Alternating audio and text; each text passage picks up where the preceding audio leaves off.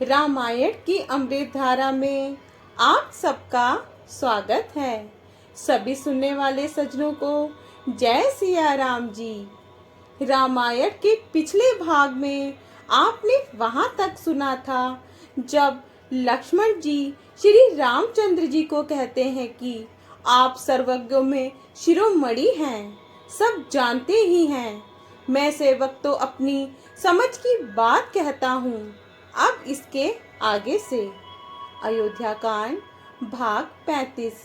सियापति रामचंद्र जी की जय, पवन सुत हनुमान जी की जय, उमापति महादेव जी की जय, जय जय सीताराम जी। लक्ष्मण जी कहते हैं कि हे नाथ, आप परम सुहृदय, बिना ही कारण परम हित करने वाले, सरल हृदय तथा शील और स्नेह के भंडार हैं। आपका सभी पर प्रेम और विश्वास है और अपने हृदय में सबको अपने ही समान जानते हैं, परंतु मूढ़ विषयी जीव प्रभुता पाकर मोहवश अपने असली स्वरूप को प्रकट कर देते हैं। भरत नीति परायण, साधु और चतुर है तथा प्रभु आपके चरणों में उनका प्रेम है। इस बात को सारा जगत जानता है।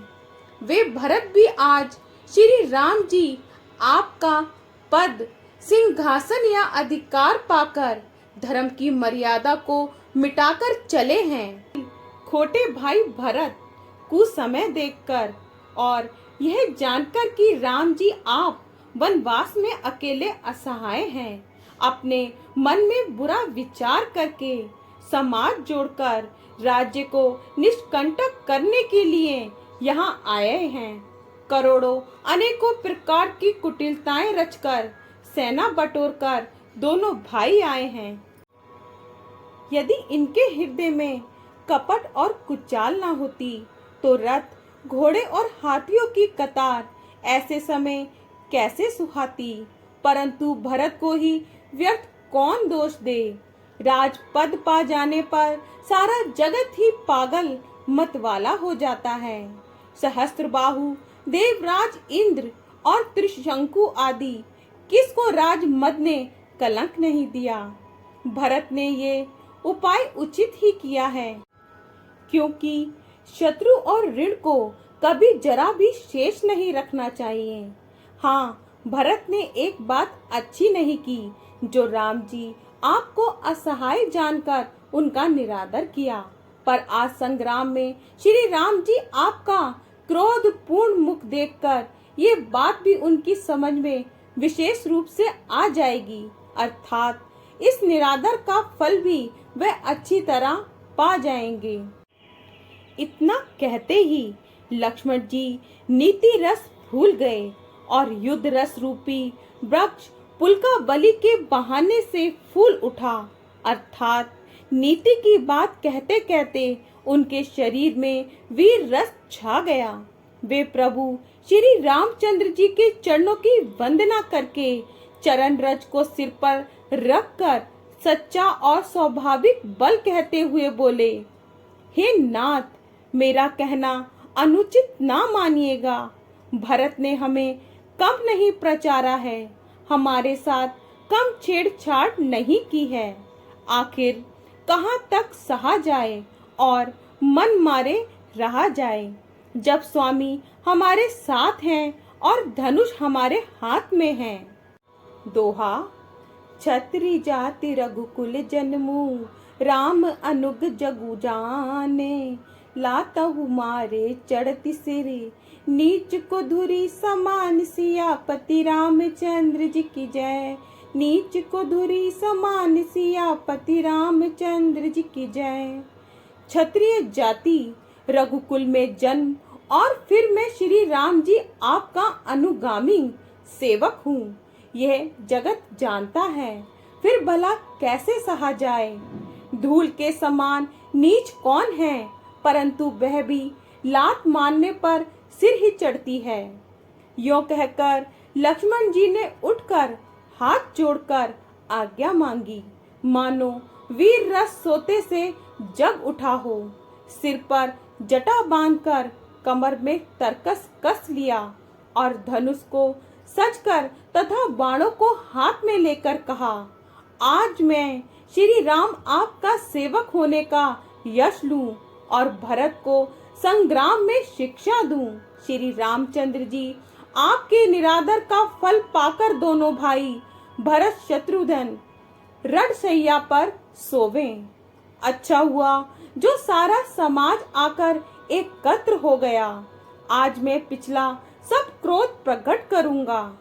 जैसे सिंह हाथियों के झुंड को कुचल डालता है, वैसे ही भरत को सेना समेत और छोटे भाई सहित तिरस्कार करके मैदान में पछाड़ूंगा।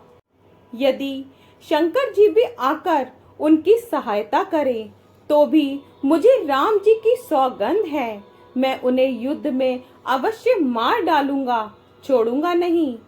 दोहा। अति सरोस माखे लखनू, लख सुनि सपत प्रवाने, सब लोकपति, चाहत बबरी भगान सियापति रामचंद्र जी की जय। चाहत बबरी भगान सियापति रामचंद्र जी की जय। लक्ष्मण जी को अत्यंत क्रोध से तमतमाया हुआ देखकर और उनकी सत्य सौगंध सुनकर सब लोग भयभीत हो जाते हैं और लोकपाल घबराकर भागना चाहते हैं। सारा जगत भय में डूब गया। तब लक्ष्मण जी के अपार बाहुबल की प्रशंसा करती हुई आकाशवाणी हुई, हे तात, तुम्हारे प्रताप और प्रभाव को कौन कह सकता है और कौन जान सकता है, परंतु कोई भी काम हो उसे अनुचित उचित खूब समझ बूझकर किया जाए तो सब कोई अच्छा कहते हैं।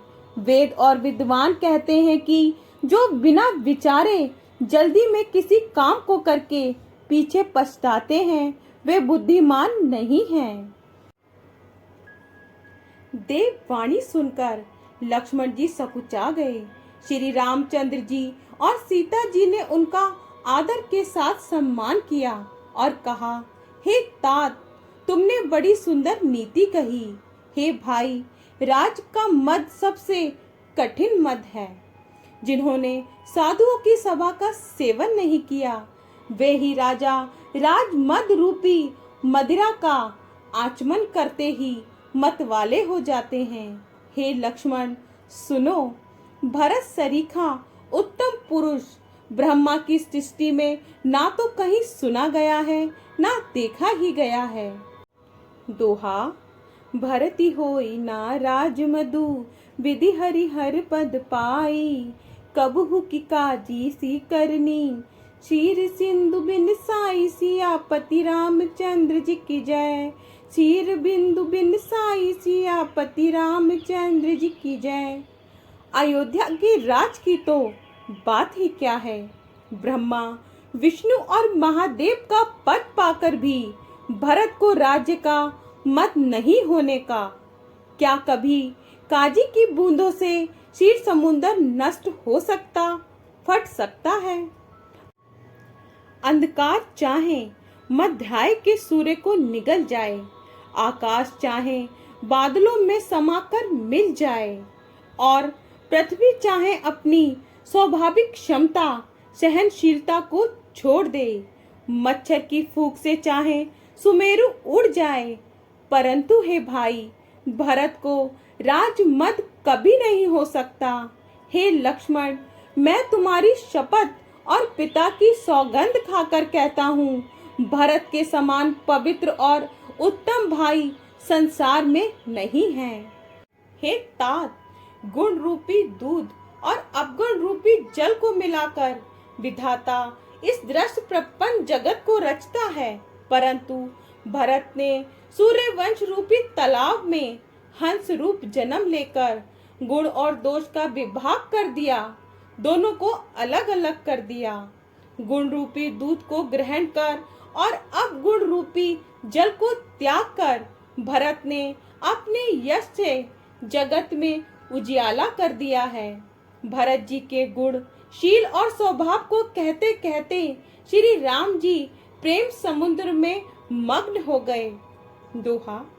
सुनि रघुवर बानी विबुध, देखी भरत पर हेतु, सकल सराहत राम सो, प्रभु को कृपा निकेतु। सियापति रामचंद्र जी की जय, प्रभु को कृपा निकेतु। सियापति रामचंद्र जी की जय। श्री रामचंद्र जी की वाणी सुनकर और भरत जी पर उनका प्रेम देखकर समस्त देवता उनकी सराहना करने लगे और कहने लगे कि श्री रामचंद्र जी के समान कृपा के धाम प्रभु और कौन हैं। यदि जगत में भरत का जन्म ना होता तो पृथ्वी पर संपूर्ण धर्मों की धुरी को कौन धारण करता। हे रघुनाथ जी, कवि कुल के लिए ये अगम, उनकी कल्पना से अतीत भरत जी के गुणों की कथा आपके सिवा और कौन जान सकता है। आगे का भाग कल। जय सिया राम जी। अगर आपको पसंद आए तो लाइक शेयर कमेंट्स कीजिए और हमारे चैनल को सब्सक्राइब कीजिए। जय सिया राम जी।